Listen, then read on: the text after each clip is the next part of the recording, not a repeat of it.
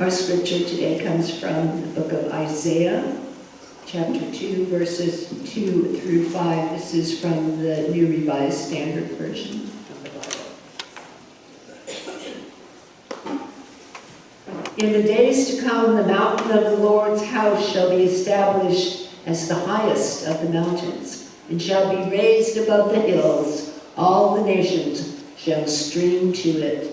Many people shall come and say, "Come, let us go up to the mountain of the Lord, to the house of the God of Jacob, that he may teach us his ways, and that we may walk in his paths. For out of Zion shall go forth instruction, and the word of the Lord from Jerusalem. He shall judge between the nations, and shall arbitrate for many people. They shall beat their swords into plowshares, and their spears into pruning hooks. Nation shall not lift up sword against nation, neither shall they learn war any more. O house of Jacob, come, let us walk in the light of the Lord." Amen. May the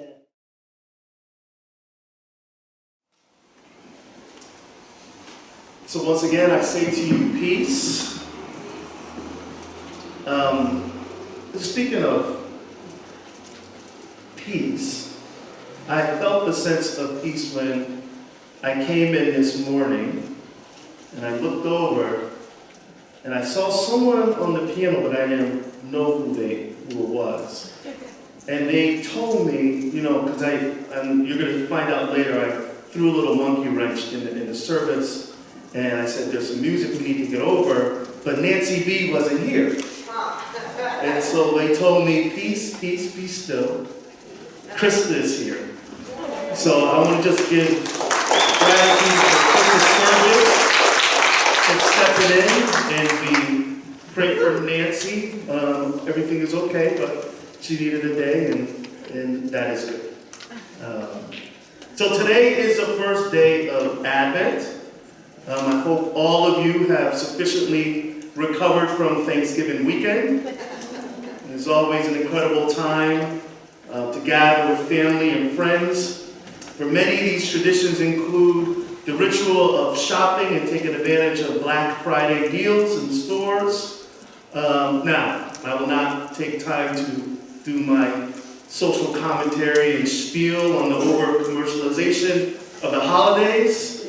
And there will also be another time to talk about the Turkey Day race that I did not run, or my second or third piece of pie that I successfully justified to myself was okay to eat. And all I can say that Thanksgiving was great, even though the Cowboys lost. It's clapping. It's okay. Food was delicious. The time with family was renewing. That said, we still recognize that this season is also a time of pain for many, especially those who are estranged from their families for whatever reasons, which is why it is very good that we, and as well as other churches, provide spaces that reconstruct a family experience, either by offering service opportunities or by providing meals. I came here on Thursday morning with my niece, Chelsea, and we ran into Kathleen with a crew cooking a meal in the kitchen. And it was beautiful. The table was set. There was turkeys being put into ovens. And she even gave us a few sprigs of rosemary from her very own garden for our turkey at home. So that was just beautiful. Somebody's going to want to clap. It's good to celebrate how we come together as a community and reenact these things and putting into practice those things that we profess as faith. So as we enter into the season of Advent, we are tasked to look forward with anticipation to Christmas. As such, you may be asking, why am I spending so much time reflecting back onto Thanksgiving? It's because I believe that this past weekend can be instructive to our understanding of Advent, in the same way that some of our waistlines may have been stretched. I believe that God can also stretch our understanding and vision for what is possible in this world. And in this, there is hope. Let us pray. Dear God, in this moment we open up our hearts and minds to receive that which you have for us. May we be better equipped to be your love and your grace in all the world. In your holy name, amen. So truthfully, celebrating Advent is still a new experience for me. Though my parents and my parents' parents all the way down were raised Methodist, I grew up in a kind of non-denominational Christian tradition that did not follow any liturgical calendar. In fact, the first time that I engaged with Advent in a church setting was just a few years ago down at St. Mark's. So I witnessed at that point, as we did today, the ritual of lighting the Advent candles and the wreath, and marveled at a tradition that naturally kind of pushed back against that commercialization that I had mentioned before. One that sometimes peppers in these microwave oven level reflections about the reasons for the season. With Advent, however, you have this kind of crock pot level, slow cook immersion into what this season is supposed to be about. Does not mean that we don't do all the things that make this season fun, including the Christmas decorating and the joy of gift giving. However, Advent gives faith communities much needed context and framing. So yes, I participate in this Advent season still as a relatively newcomer, but I'm grateful that this is a season where the Christian community reflects on, with anticipation, the birth of Jesus, the incarnational presence of God in the flesh, Emmanuel, or God with us. Again, growing up, this season had not been overly religious, even though we went to church religiously. We were in church all the time. But ironically, the major faith impressions I received during the holidays were not imprinted within the four walls of the church. It was impressed upon me while sitting around the four corners of a large oak dining room table where we gathered for our many family meals. As a family, we will have these large dinners just about every Sunday, and these meals were especially grand on Thanksgiving and Christmas. I remember the level of activity that happened around the house. The kids busied themselves with play, both inside and out, and you had to make a choice. You could be outside, stay outside. You could be inside, stay outside. It was a thing. I loved watching my parents cook together as they kind of circled around each other in food preparation. It was also special because this was a time when the whole family got together, including my older brothers who had moved out of the house by then. This was a time where we affirmed ourselves as family. I especially loved when I was tasked to go down into the basement and go down and retrieve the extra leaves to the table, the wooden leaves. I don't know why they call them leaves or leaves. Is it leaves? Leaves. The leaf, the plural form. There were 2 or 3 that I had to get depending on how many people came. And these wooden slabs were slightly too heavy for me, but onward I went. And I was fascinated by this process of the table kind of stretching out to fill our dining room, punctuated by the act of searching for the hodgepodge of chairs from different rooms to fill the spaces around the table. But the most important thing about these dinners is that we always had places set for people who were not in our immediate or blood family. There were people who did not have a place to go for the holidays, or for whatever reasons marginalized in the church or in society, right? Sometimes they would be elderly guests who may have had adult children who were away. But still, together we ate. In these grand family meals, my parents taught me that the idea of who family is can be expanded to the extent that you welcome people in. and that true faith is only effective to the extent that you are making room at the table for those who are in need. This tabled ritual discloses to me spiritual values that still informs my work today. It is also a custom of eschatological hope. It's one of those fancy seminary words, eschatological. They say you gotta pepper them in every now and again just to show that you know something about eschatological hope. But it's a ritual that acted out in the present what things could be if all things were as they ought be. This type of hope is reflected in the Hebrew scriptures, including the passage that we read today. Isaiah looked forward to the age of Zion, a literal or metaphorical age when righteousness and justice would rule. So, next picture, I'm sorry. So there are multiple interpretations to this prophetic oracle in Isaiah. But what interests me the most is its historical setting and what was happening for the people during that time. Isaiah was a prophet in the southern kingdom from Israel's southern kingdom of Judah in the 8th century. As was the case all throughout Israel's history, both north and south, they were either besieged or occupied by larger foreign powers. At this time, it was the Assyrians who were threatening Israel. Isaiah was speaking in an environment of political unrest. There was violence in the streets and deep anxiety about what the future will hold.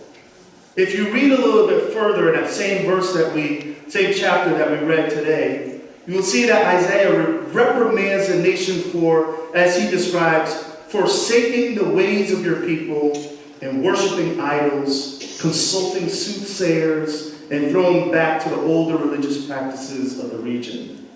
The next picture you see is a picture of one of those high places in the northern kingdom that shows one of those altars that was constructed in Dan, which is in northern Israel. In fact, the next picture is one of those altar places that was constructed when they went back to their former practices. It's fascinating to learn about the complexity of how these religious systems kind of coexisted, and how even the story of the golden calf back in the Torah in the wilderness was made and worshipped when it appeared that Moses had left them alone. They were alone, so there was a time of anxiety. So I tend to believe that this turning back to older practices was a reaction to feeling threatened, feeling like their world is changing, or feeling like everything that they knew was kind of melting away. There might have been a cry out for some folk in those communities that say, we want to make our country great again. In the face of such uncertainty, I don't know if you're recognizing this analysis. I'm just talking about history, right?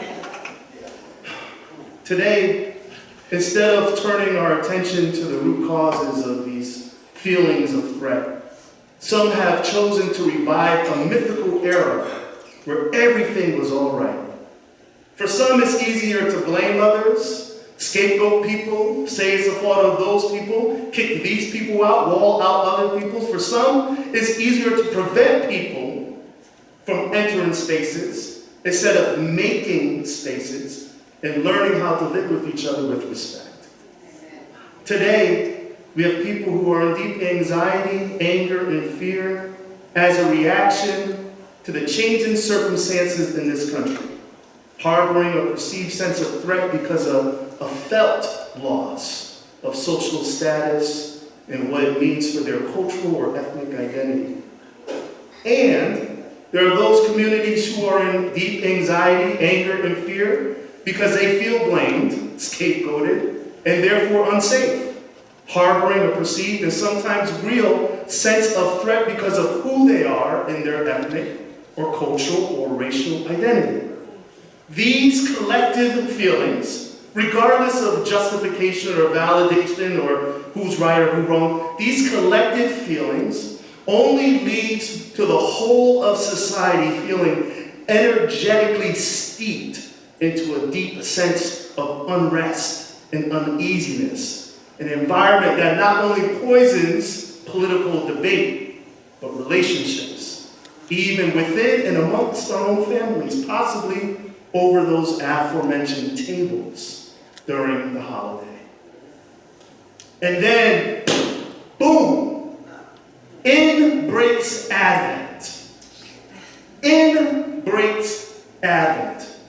And we hear Isaiah's call, and it reads like an image of a Norman Rockwell painting, next picture, embodying some higher ideal of what is possible if we truly sought to live together as one. It is a hope for a future time that reaches back and grabs hold of our imagination in the present. It is a new high place, a place of Zion.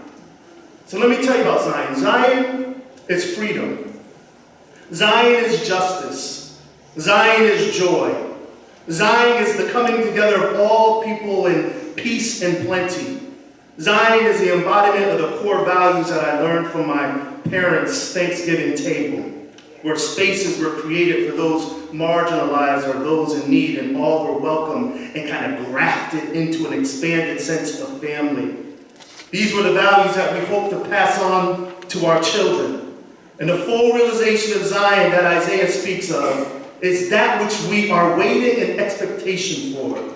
It is that which we celebrate as the God with us being born incarnate into the world. It is that which is to come that fuels our spirit to strive for what is good for all people and at all times. With all the harmful micro and macro dynamics of a charged political season, we have impeachment hearings, we still have school shootings and the like. It is only right that we enter into Advent, as it says in the book of Esther, for such a time as this. So yes, on a liturgical level, Advent is a looking forward to the birth of Jesus. However, Advent is also about a now time, a clarion call and a reminder to recommit to living out the liberating gospel of Jesus as a people. Advent is recommitting to being justice seekers, is being unafraid to have our assumptions challenged and going to places that stretch our levels of comfort. It is stepping into those pools of anxiety and anger and fear and offering a hope that surpasses all understanding. It is being compassionate as God is and seeking to listen to and love even those who we do not like. Advent is recommitting to being peacemakers, those who stretch swords into plowshares and spears into pruning hooks. It's holding the vision of true peace among nations rooted in mutual respect and collaboration, in justice instead of domination and empire. It's becoming spiritual alchemists that transforms the instruments of death into the tilling and pruning tools that enable planting and growth and the flourishing of more life. Advent is also about being in the struggle while rooted in a sense of hope that is powerful and transformative. See, when my ancestors encountered this chapter, this very text that we read from in Isaiah, they put it to song. And they added a first part that says, I'm going to lay down my burdens down by the riverside. And this river was a site of a crossing over into freedom, that place of Zion. And they sung of a future time where they would lay down their burdens and having their lives not matter. And they added that they will study war no more. You see, they envisioned a time where they did not have to fight for their humanity or their God-given dignity.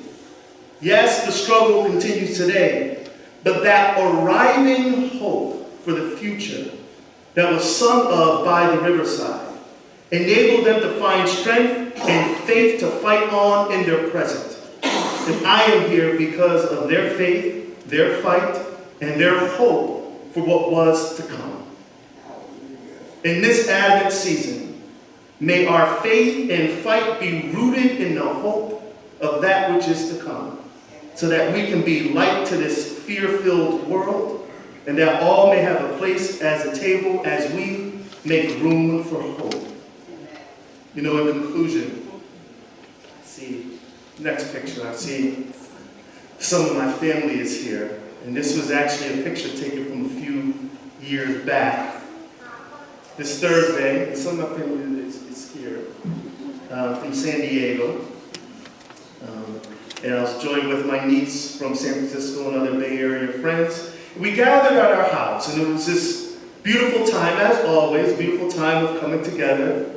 All the fussing that happens ahead of time, we're never going to do this again, to I can't believe that this day is almost over, all of that, everything happened. But what moved me the most was when I had to go into our garage and retrieve the extra leaves to our table. And we stretched that table within our kitchen area with the extensions. And it filled that relatively small kitchen area that we have. And the chairs were pulled up. And a table was set. And we laughed. And we ate. And we smiled. And we ate some more. And we thoroughly enjoyed each other's company as family. And at some point, at a time, I realized I had been smiling. For no apparent reason, just smiling. As I recall those times gathering around the table, I thought about those times where I was passed to stretch the table as a kid. And I thought about the values that my parents taught me. I remember the definition of family should be expansive and inclusive, and that my faith is only effective to the extent that I am making room at the table for those in need. And though we said grace before we ate, this tabled ritual, now enacted in my very own house, was a prayer itself, a hope of a perfected time similar to what Isaiah spoke of in that ancient text, a representative, a ritual that we will enact in just a few moments. Advent is a stretching towards God in anticipation, and God stretching within us our own sense of what is possible in our lives and in the world. It says, O come, Emmanuel, and makes room for our hearts for a love that, as Maya Angelou once said, recognizes no barriers, jumps hurdles, leaps fences, penetrates walls to arrive at its destination full of hope.